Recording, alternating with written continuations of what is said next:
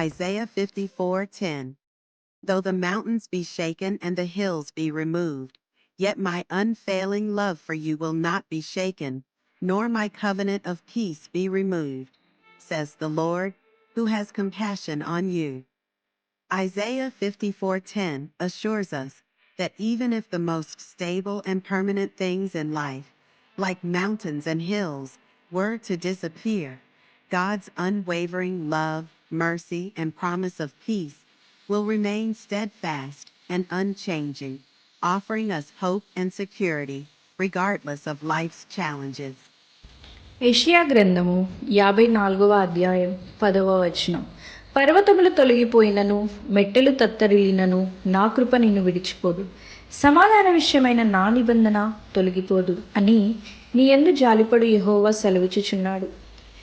ఈ వాక్యం దేవుని నిరంతరమైన ప్రేమ, కృప మరియు నమ్మకత్వాన్ని తెలియజేస్తుంది.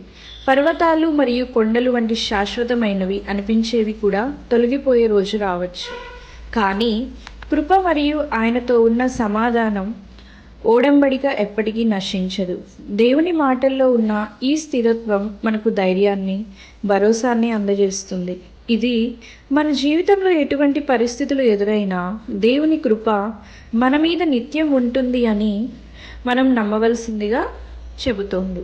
ஏசாயா 54:10 மலைகள் நீங்கினாலும் குன்றுகள் அசைந்தாலும் என் கிருபை உன்னிடமிருந்து நீங்காது, என் சமாதான உடன்படிக்கை அசைந்து போகாது என்கிறார் உன்னை திருப்திப்படுத்துகிற கர்த்தர். இந்த வாக்கியம் தேவனின் அன்பு மற்றும் கிருபை பற்றி பேசுகிறது.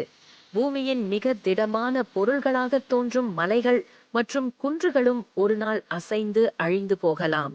ஆனால் தேவனின் கிருபையும் அவர் நமக்கு தரும் சமாதான உடன்படிக்கையும் ஒருபோதும் மாறாது. இதன் மூலம் தேவனின் அன்பின் நிரந்தரத்தையும் அவரது வார்த்தையின் உண்மையையும் நம்பி வாழ வேண்டும் என்று நமக்கு போதிக்கப்படுகிறது. Isaías 54:10.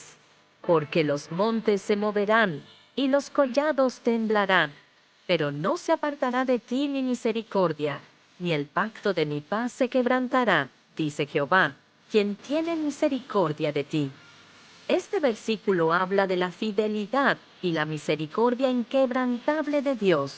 Aunque las montañas, que parecen ser los elementos más estables de la creación, puedan moverse o desaparecer, el amor y la gracia de Dios permanecerán para siempre.